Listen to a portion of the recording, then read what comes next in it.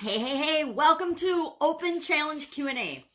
I collected a bunch of questions and I'll answer them, but I also want to provide you with an opportunity to ask me anything about challenges. Ask your specific questions and get them answered. So I will provide a link where you can go and you can submit your questions. I'll probably just set it up as a Google form, and you can just fill out the form. And for the first 50 people in the first 50 questions, I will personally answer those. Beyond those, you'll get your questions answered, but it might be that we start to see the same questions over and over again. And so we'll automate the responses with a frequently asked question format on that page, and or somebody else. I might have somebody else start helping me answer questions after 50, but I'm committing right here, right now for this group that I will answer the first 50 questions personally about challenges.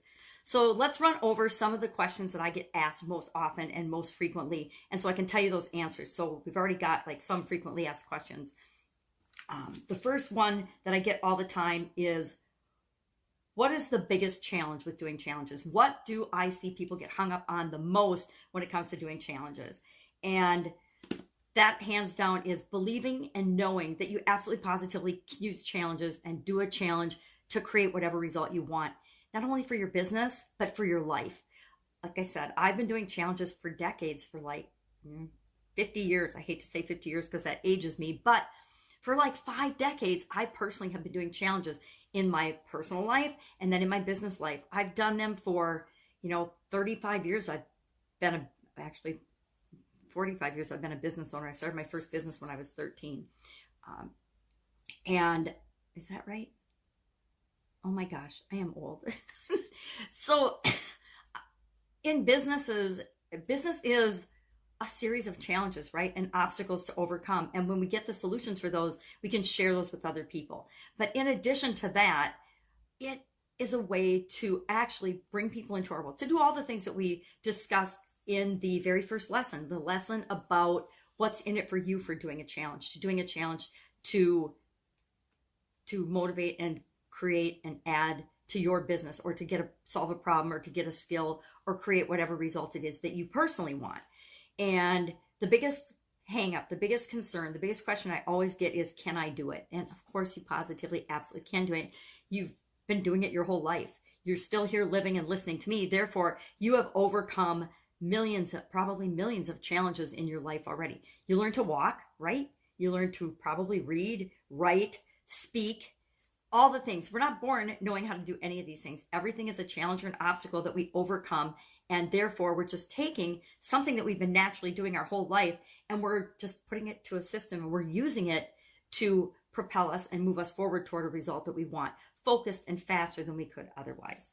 The next question I get a lot is, how long does it take to do a challenge? Again, we talked about this a little bit, I think, in lesson 3 about framework and deciding what kind of a challenge and what kind of a result you want to get. Again, it depends on the type of result that you want. If you want to get just bringing people into your world and introducing them to you and capturing leads, or doing a short, easy thing just to mainly attract people to you, a 5 to 14 day challenge is usually the best. People's attention span, again, people's lives are busy. They get distracted. So the longer the challenge, the less committed and the easier it is for people to quit. It's just human nature. Then if you want to teach somebody something, I believe that the best time frame, these are my opinions, and based on my experience, you might find something totally different. You got to test it for yourself, right? But then if you want to teach somebody something, it usually takes 21 days to 30 days. That seems to be the sweet spot for the length of time to teach somebody something. If you want to build relationships with people, I say a 30-day challenge or beyond is how you're going to really cement that relationship and build a solid relationship with people. Think if you're a coach and you want to bring more coaching people into your world, you want to teach them or get them a transformation. And again, these kind of overlap, the definition or categories or lengths of time, and you're going to have to test it. If you start a challenge and you think it's going to be 30 days and you run out of material at 21 days and you've already gotten people the result, it only needs to be 21 days. It doesn't need to be 30, right? I mean, that's 9 days they can be doing something else or implementing or following up with their people. So do what makes sense for you. Then I get,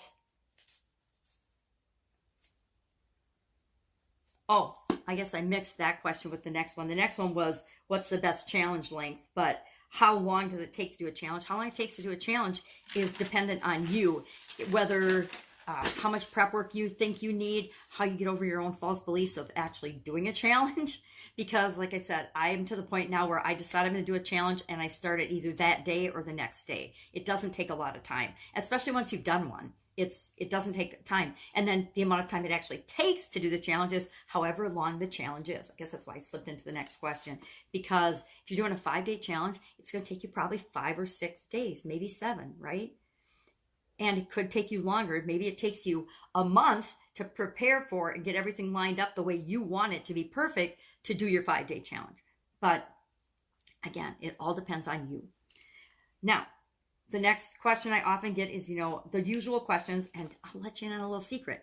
The way I picked the lessons for this course was based on the frequently asked questions. The things people ask me the most are how I came up with the content for this particular training on challenges. So why should I do a challenge? Lesson number 1. What's in it for my participants to participate in the challenge? Lesson number 2. What are the best tools and mechanisms in the framework? Framework, I think, was lesson 3. How do you lay it out? What are the details of your challenge? Lesson 4, the mechanics and the tools and the, how you really actually do it. And there's a whole bonus video walkthrough that shows you some of my challenges and how I actually do it now for more sophisticated challenges, more than just 5-day challenges. How to increase people's participation, what to do before you even start the challenge is in lesson 5. Lesson 6 is all about, lesson 5 is about, I've got my lessons mixed up. Lesson 5 is about what to do daily to get people to participate, to encourage participation, because the people that act are the people that will actually finish the challenge. Then lesson 6 was how to promote and what to do before the challenge to get more people involved in it. Lesson 7 is answering questions about what to do during the challenge to engage people, make them feel, important and good for participating, and how you can do everything about that. Lesson 8 is all about what to do after the challenge. What do you want to offer them after the challenge? You're crazy to get all these people and then not follow up with them or offer them something after your challenge. People, especially those that have finished your challenge. If somebody's finished your challenge, they got the result or partly got the result, and they have created another problem for themselves. What else do they need? You need to offer them that next thing they need right away. And then lesson 9, of course, is just frickin' do it. Get out there, take action, and do it. Because the only way you're going to really know how it all works for you and prove to yourself that you can do it and it will work for you and it will get you the result you want is to actually do one. Again, a secret is if you don't want to do it for other people, do a small challenge for yourself first. Set yourself and do the challenge yourself first and see what kind of results you get, and then roll it out to the people that you want to attract. Any questions? Again, first 50 people, I will personally respond and answer your questions. I will put the link to the form here below or in this write-up so that you can actually click on that and answer or ask your question and get it answered. I'll answer them pretty quickly. I'm pretty good about getting back to people right away. I'm watching a 3-year-old, so it depends, but for the most part, I'll get back to you right away. And if you leave me your phone number or your Vox or something, I'll verbally answer you right away, because that's really quick and easy for me with my crazy eyes. That is it. I want to thank you so much for joining me on this challenge. And I'm going to encourage you to share with me what you do and how it works for you, so that I can, if you don't mind, share your stories with other people so that they can realize that challenges are the way to go for them. They're easy to do. They're fast. It's one of the fastest, easiest, best ways to create a result for you in your life that I can even imagine, which is probably why I've been doing them forever and been doing them all my life, is because they help me not only overcome obstacles, but they actually help me achieve goals and create what it is that I want in my life. That's it. Thank you for joining me. Go out, make it an awesome day. Challenge yourself. Do a challenge now. Ask your question, and don't let anything stand in your way of creating the life that you want. Bye.